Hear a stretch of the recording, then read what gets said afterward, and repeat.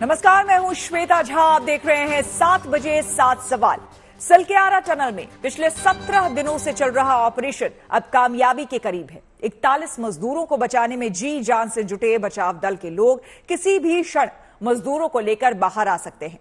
दुनिया के बड़े बचाव अभियानों में से एक इस ऑपरेशन को अंजाम तक पहुंचाने में एक दल ने विशेष भूमिका निभाई है। इस टीम का नाम है रैट माइनर्स।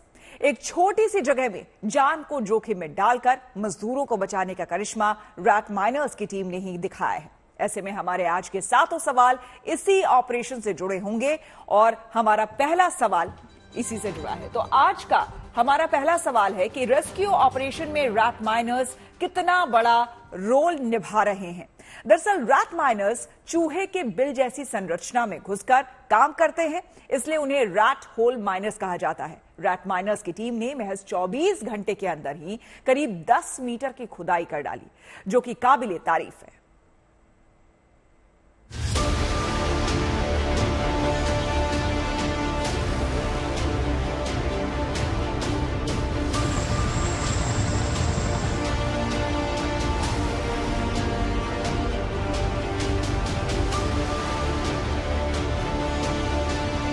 जब मशीनें हुई नाकाम, हाथों से बना काम,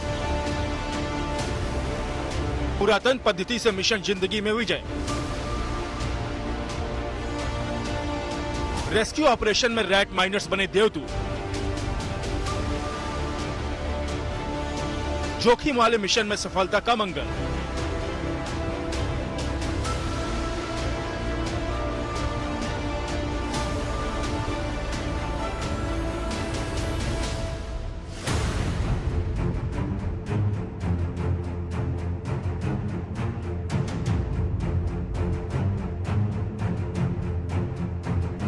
दीपावली के दिन 12 नवंबर की सुबह जब पूरा देश रोशनी का त्योहार मनाने की तैयारी कर रहा था, उसी समय 41 मजदूरों के परिवारों के घर में उस समय अंधेरा छा गया जब उन्हें पता चला कि उनका लाडला टनल में फंस गया है।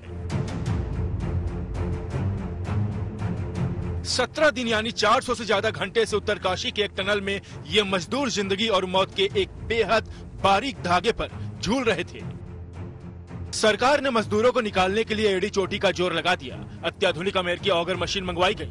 विदेश टनल विशेषज्ञ सिलक्यारा पहुंच गए और तेज ऑपरेशन ने गति पकड़ ली।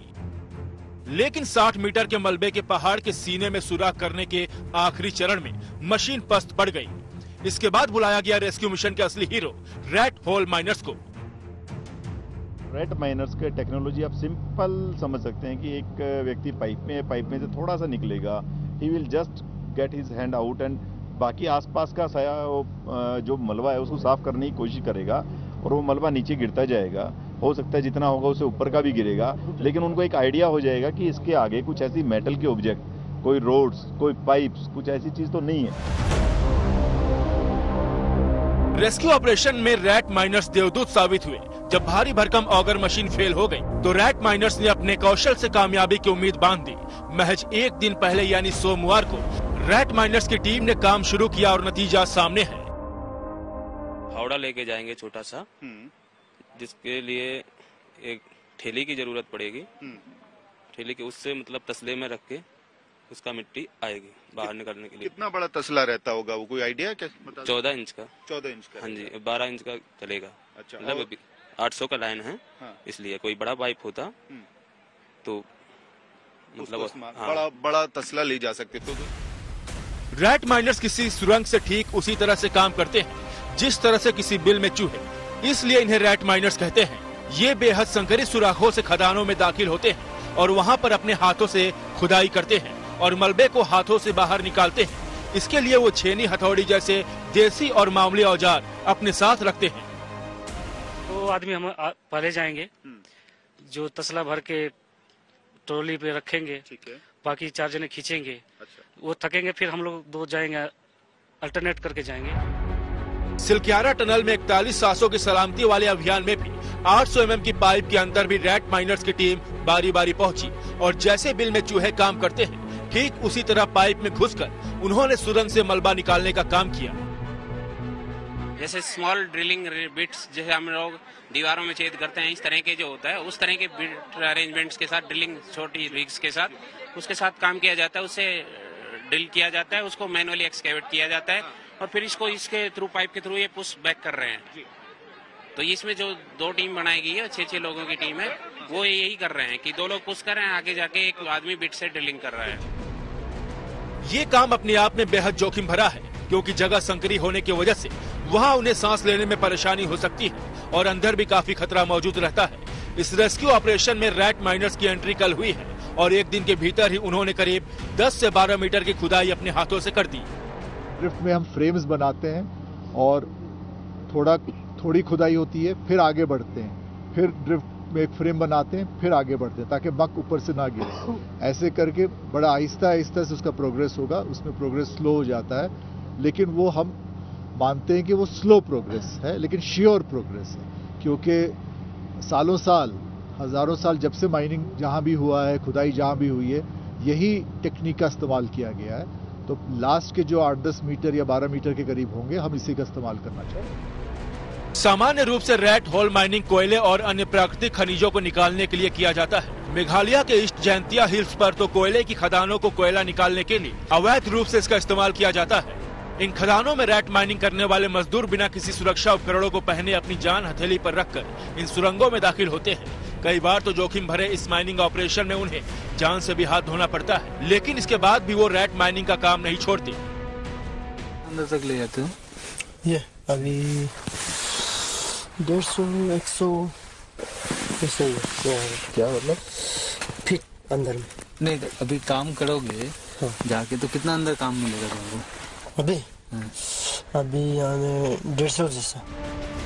नेशनल ग्रीन ट्राइब्यूनल यानी एनजीटी ने इस तरह के खनन पर वर्ष 2014 से ही प्रतिबंध लगा दिया है, क्योंकि इसे बेहद खतरनाक माना जाता है। लेकिन इसके बाद भी मेघालय में इस तरह की माइनिंग नहीं रुक रही है। 2018 में मेघालय में इसी तरह की एक माइनिंग में 15 मजदूरों को अपनी जान गंवानी पड़ी थी। उत्तरकाशी के सिलक्यारा से अमित भारद्वाज के साथ Ashutosh Mishra, good news today. Rescue operation अपने आखिरी चरण में है और अब किसी भी पल मजदूरों को बाहर निकाला जा सकता है। जिस तरफ मजदूर फंसे हुए हैं, उस तरफ पाइप के पहुंचने के बाद उसी पाइप से मजदूरों को एक ट्रॉली के माध्यम से निकाला जाएगा। मजदूरों को पाइप तक पहुंचाने के लिए एक खास तरह के रैंप को भी बनाया जा रहा है। तो हमारा अगला सवाल इसी से जुड़ा हुआ है और हमारा अगला सवाल है कि पाइप पहुंचने के बाद मजदूरों को निकालने के लिए रैंप क्यों बनाया जा रहा है? सुरंग के अंदर दरअसल मजदूरों को पाइप से बाहर कैसे निकाला जाएगा, इसके बारे में बता रहे हैं एनडीएमए के सदस्य सैयद अता हसैन। एनडीआरएफ का इसमें रोल बहुत इंपॉर्टेंट है। 3 टीम, 4 जवान की टीम, 12 लोगों की वो बनी हुई है, अंदर जाएंगी। ऑर्गेनाइज करने के लिए ये पूरा वो फ्रेश है, ऑर्गेनाइज करेंगे जाकर अंदर।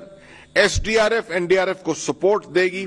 साथ में जो हमारे मेडिकल पर्सनल हैं, पैरामेडिक्स, वो जाएंगे अंदर। एक पूरा मेडिकल प्लान बनाया हुआ है जो एग्जीक्यूट होगा ग्राउंड पर। पूरा जो लेबर है उसको ब्रीफिंग उनको इसके मुताबिक दी है। स्ट्रेचर्स के ऊपर, स्ट्रेचर्स के रिसोर्सेज, वहां पर स्ट्रेचर अगर किसी हालत में फंस गया तो वो कंटिजेंसी में किस तरह से उसको निकाला जाएगा, ये सब भी देखा गया है। ये अंदेशा लगाया है कि एक एक इंडिविजुअल को आउट ऑफ द 41 एक एक इंडिविजुअल को तकरीबन 3 से 5 मिनट लगेंगे निकालने के लिए, ईच वन इंडिविजुअल। तो आप लगा सकते हैं कि आउटर लिमिट अगर हम देखें कि 5 मिनट अगर लगाते हैं एक इंडिविजुअल पे, वो तब एग्जैक्टली कंफर्म होगा जब पहला, दूसरा या तीसरा इंडिविजुअल निकलेगा। अगर 5 मिनट का भी अंदेशा लगाते हैं तो हम 3-4 घंटे, ऑलमोस्ट 3-4 घंटे लग जाएंगे, क्योंकि गैप भी होंगे बीच में, कुछ कंटिजेंसी होगी, कुछ इक्विपमेंट शायद टूटेगा, कुछ होगा। तो इसके मुताबिक आप 3 से 4 घंटे इसका अनुमान लगा सकते हैं। और इस वक्त हमारे साथ जुड़े हैं हमारे संवाददाता ओंकार बहुगुणा, जो कि उस जगह मौजूद हैं जहां पर जैसे ही मजदूरों को बाहर निकाला जाएगा उसके बाद जिस अस्पताल में ले जाया जाएगा वहां से हमारे साथ जुड़े हैं। और साथ ही साथ सीनियर फिजिशियन हमारे साथ जुड़ रहे हैं डॉक्टर एम वली। तो सबसे पहले ओंकार, आपके पास आते हुए अगर आप मेरी आवाज सुन पा रहे हैं तो मुझे ये बताइए कि फिलहाल हॉस्पिटल को भी किस तरह से अलर्ट मोड पर रखा गया है और क्या क्या वहां डॉक्टर्स को बताया गया है, जैसे ही मजदूर आएंगे तो सबसे पहले क्या करना है?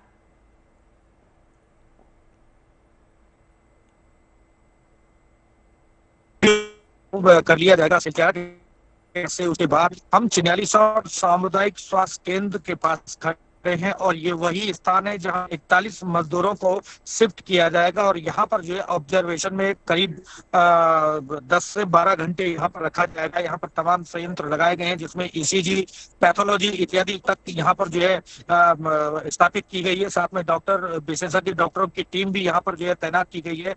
वो प्राथमिक चिकित्सा और कुछ एग्जामिन यहाँ पर जो है करेंगे और उसके बाद ही स्थिति की गंभीरता को देखते हुए अगर कोई ज्यादा क्रिटिकल कंडीशन में कोई मजदूर होता है तो उसे एयर लिफ्ट की सिफारिश करेंगे और उसके बाद यहीं से लगा हुआ एक चिन्यालीसौड़ हेलीपैड है। यहाँ पर वायुसेना का चिनूक हेलीकॉप्टर है।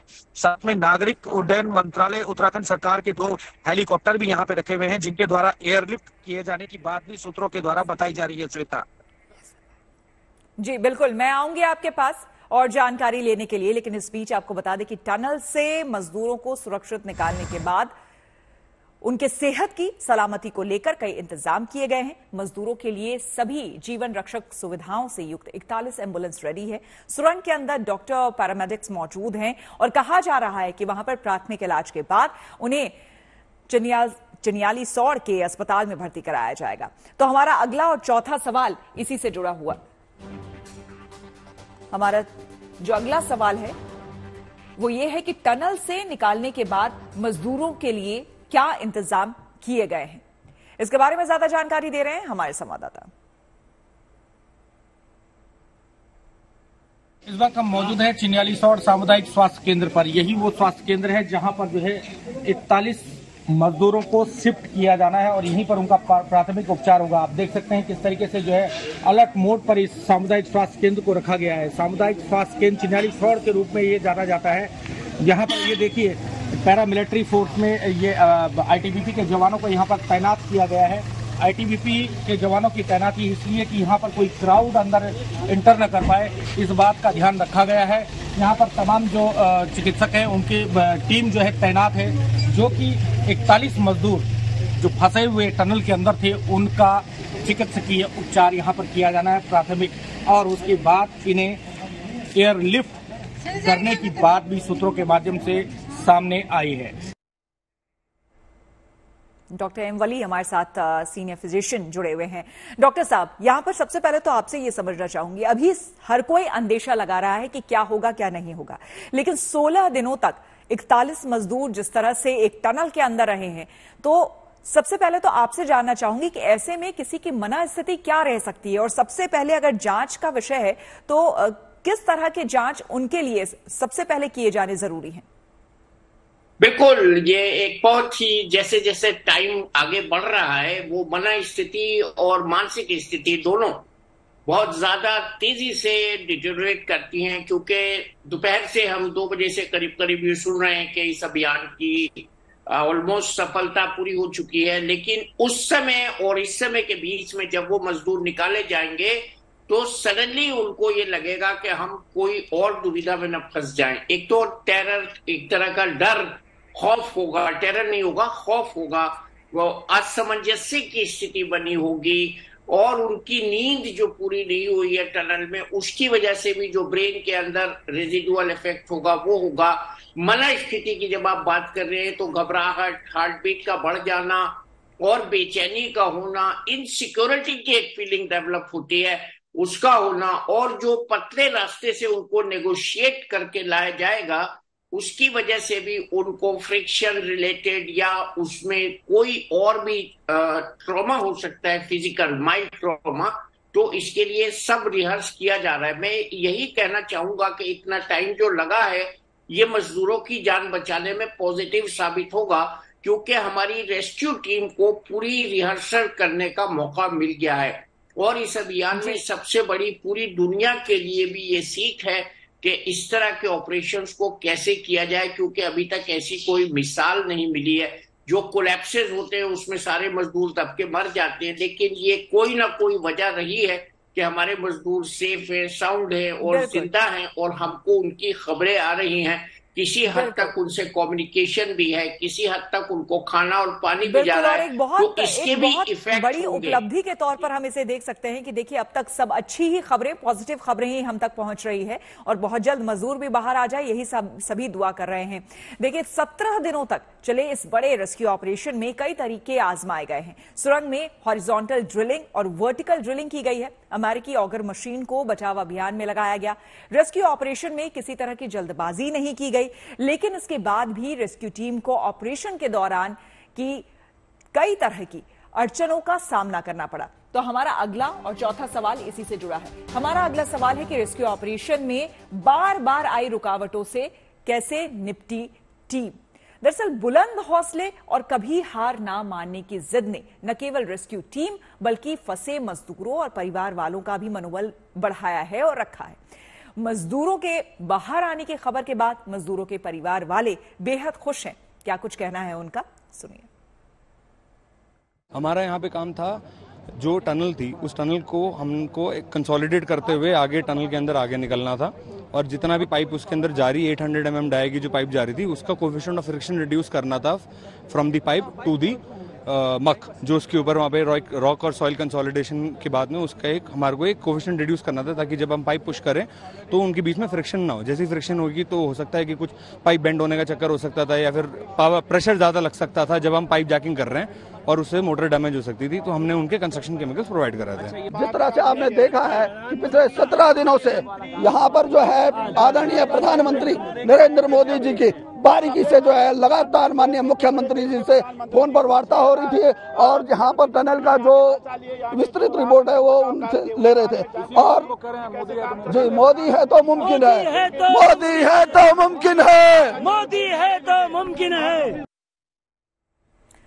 देखिए सुरंग में 41 मजदूर पिछले 400 घंटों से ज्यादा से फंसे हैं। ऐसी जगह जहां पर सामान्य लोग 1 घंटे भी ना बिता सके, वहां पर 400 घंटे तक मजदूरों का फंसा रहना चिंताजनक है। ऐसे में हमारा अगला और 5वां सवाल इसी से जुड़ा है। हमारा सवाल है कि 400 घंटों से ज्यादा सुरंग में फंसे मजदूर किस हालात में हैं। डॉक्टर वली चूंकि हमारे साथ लगातार बने हुए हैं, उन्हीं से जानकारी लेते हैं। डॉक्टर वली, अभी पहले भी हम बात कर रहे थे 400 घंटे मतलब एक कमरे में अगर कुछ घंटों तक ही 2 से 3 घंटे भी किसी को कह दिया जाए कि आप नहीं निकल सकते हैं तो एक मेंटल प्रेशर और एक वो ट्रॉमा से इंसान कहीं ना कहीं गुजरने लगता है। ऐसे में 400 घंटे मजदूर वहां पर रहे होंगे, किस तरह से इसने अफेक्ट किया होगा मजदूरों को? बिल्कुल जायज सवाल है आपका। हमारे यहाँ जो इंटेंसिव केयर यूनिट्स में पर्दे के पीछे पेशेंट पड़े रहते हैं, 72 घंटे के अंदर उनको आईसीयू साइकोसिस होने का खतरा होता है और मैंने ये बहुत अच्छी तरह से देखा है। मैंने बहुत बहादुर लोगों को भी आईसीयू साइकोसिस से पीड़ित होते हुए देखा है, मैं यहाँ नाम नहीं ले सकता हूँ। और मैंने ये देखा है कि इस तरह की सिचुएशन में वो कितना भी ओवर पावर करें अपने थॉट्स को, विचारों को, लेकिन जो सराउंडिंग्स है वो उसमें पॉजिटिविटी लाने में उनकी मदद होने से रोकती हैं। इसलिए नेगेटिविटी आती है, इसलिए डिप्रेशन आता है। अंधकार या रोशनी जो भी हो उसमें भी अगर आप केज्ड रहे, एक पिंजरे की मानिंद परिंदे की वो उसकी मिसाल हो जाती है। और अंधेरे, अब तो मैं यही कहूंगा, वो दिवाली इन लोगों की होने जा रही है तो बस उसी का इनको कुछ खुशी होगी कि आज हमारी दिवाली है। वो दिवाली जो हमने निकाल दी वो नहीं है, लेकिन मेंटली ट्रॉमा बहुत ज्यादा होगा और जो ट्रॉमा उनको मेंटली होगा उसको ठीक होने में कई महीने भी लग सकते हैं। लेकिन इमीडिएटली जो इमरजेंसीज हो सकती हैं उसमें ऑक्सीजन की कमी, हेडेक, बॉडी एक, उल्टी का आना, सरदर्द का होना, ये माइनर कंप्लेंट्स उनकी हो सकती हैं। अगर किसी को कोई प्रेशर इंजरी हुई है या कोई उनको चोट आई है तो उसका तो तुरंत इलाज हो जाएगा, लेकिन दिल और दिमाग पे जो चोट आती है उसका इलाज होने में कई हफ्ते, कई महीने और इससे भी ज्यादा समय लग सकता है। तो मैं यही कामना करता हूं कि हमारी टीम्स ने जो एफर्ट किया है, सब ने जो पॉजिटिविटी दिखाई है, उस पॉजिटिविटी को उनके अंदर हम ट्रांसफर कर सकें और कहीं ना कहीं ऑब्जर्वेशन की भी बात है। बिल्कुल आगे भी ऑब्जर्व करने की बात है। ये नहीं कि अभी बाहर निकले और उसके बाद 12 घंटे ऑब्जर्व करने के बाद फिर आगे छोड़ दिया जाए, आगे भी ध्यान रखने वाली बात है। देखिए इस हादसे के बाद मजदूरों ने जबरदस्त साहस और संयम, साथ ही फौलादी इरादों का परिचय अपना दिया है। ऐसे में हमारा अगला और छठा सवाल इसी से जुड़ा हुआ है। हमारा अगला सवाल है कि क्या लंबे समय तक फंसे रहने के कारण मजदूरों के मानसिक स्वास्थ्य पर असर पड़ेगा? इसी पर हम लगातार बात कर रहे हैं और अगर असर पड़ेगा तो उन्हें क्या करना चाहिए? डॉक्टर वली, लगातार आपसे जैसे मैं बात कर रही हूं, तो ये बताइए कि अभी जो वहां पर तैयारियां की गई है वो फर्स्ट एड टाइप की तैयारियां हैं कि जैसे अगर मजदूर निकलते हैं, उन्हें किसी तरह की अगर उन्हें परेशानी है, बाहरी तौर पर किसी तरह की परेशानी है तो उसे दूर किया जाए। लेकिन हम जो बात कर रहे हैं वो बहुत गहरी बात है, यानी कि मानसिक तौर पर अगर उन्हें किसी तरह का ट्रॉमा हुआ है, जो कि हुआ ही होगा, इतने लंबे समय तक वो अंदर रहे हैं, उसको मॉनिटर करना भी बहुत जरूरी है। जी देखिए, फौरन तो डॉक्टर्स जो वहां हैं वो देखेंगे, उनका ब्लड प्रेशर देख लेंगे, पल्स देख लेंगे, ऑक्सीजन देख लेंगे, उनसे पूछ लेंगे आपको कोई प्रॉब्लम तो नहीं है। यहाँ बात खत्म नहीं होती, यहाँ से बात शुरू होती है। आपने बहुत सही समझी मेरी बात, मैं इसके लिए आपको सल्यूट करूंगा। लेकिन ये जो दिमाग पर एक असर है, और खासतौर से आज दोपहर से जो उनमें एक उतावलापन भी पैदा हो गया है कि अब हमारा निकलने का वक्त आ गया है, और उसमें अप्रत्याशित थोड़ी सी देरी भी हुई है, हम उसको बिल्कुल मान रहे हैं। और वो इसलिए हो रही है कि इस समय अगर सावधानी न बरती गई तो इससे भी बड़ा हादसा हो सकता है। तो उनको इस बात को समझना, उसको डाइजेस्ट करना, उसको अपने दिमाग में हजम करना, उसको पॉजिटिविटी लेना, ये बहुत बड़ी एक्सरसाइज है। बिल्कुल, और इस बात को देखने और सोचने की जरूरत है। और साथ ही साथ देखिए, एक पॉजिटिव बात यह है कि एनडीआरएफ की टीम उन तक पहुंच गई है, उन मजदूरों तक पहुंच गई है, तो कहीं ना कहीं अंदर ये मनोबल को बढ़ा रहा होगा। मजदूरों की सेहत फिलहाल सही है, लेकिन सवाल ये है कि टनल से निकलने के बाद उनकी हालात कैसी होगी। तो हमारा अगला और 7वां सवाल इसी से जुड़ा है। हमारा सवाल है कि टनल से निकलने के बाद मजदूरों की सेहत की मॉनिटरिंग कैसे की जाएगी। डॉक्टर वली लगातार हमारे साथ जुड़े हुए हैं। डॉक्टर साहब, एक आखिरी सवाल आपसे यहां पर करना चाहूंगी कि शुरुआत में गवर्नमेंट की तरफ से तो ये कर दिया गया है कि वो शुरुआती जो चेकअप है वो करवा दिया जाएगा। अगर किसी की ज्यादा थोड़ी तबियत बिगड़ी हुई सी लगी तो एक फौरी तौर पर जो एक नियरेस्ट अस्पताल है वहां ले जाया जाएगा। लेकिन आपको नहीं लगता है कि उन्हें थॉरो चेकअप की जरूरत होगी? एक प्रॉपरली उन्हें एक चेकअप करवाने की जरूरत होगी हर तरीके से? देखिए, जो एस्ट्रोनॉट्स आते हैं वो भी बिल्कुल सेहतमंद होते हैं और हम ये जानते हैं, लेकिन उनको आइसोलेशन में भी रखा जाता है, उनको पूरी ऑब्जर्वेशन में भी रखा जाता है। जो हमारा वहां पे इंस्टीट्यूट है, इंस्टीट्यूट ऑफ मेडिकल साइंसेज, वहां पर भी इसका इंतजाम है और पूरा इंतजाम है। उससे पहले जो उनके लिए स्टैंड बाई हॉस्पिटल बनाया गया है, वहां भी 41 बेड्स है। तो मैं आपके माध्यम से यही कहना चाहूंगा कि क्योंकि हमको इस तरह का तजर्बा नहीं है किसी को भी, उनको हमेशा लॉन्ग टर्म ऑब्जर्वेशन पे रखने का प्लान बनाया जाए, ताकि उनके आगे और उनके घर वालों पे कोई नेगेटिव मैसेज न जाए कि वो बिल्कुल स्वस्थ आपने बहुत हैं महत्वपूर्ण बात कही और मुझे पूरी उम्मीद है कि चूंकि केंद्र सरकार, राज्य सरकार लगातार इस पूरे काम में दिन रात लगी हुई है, तो आगे भी मजदूरों का ख्याल रखा जाएगा। फिलहाल बहुत धन्यवाद आप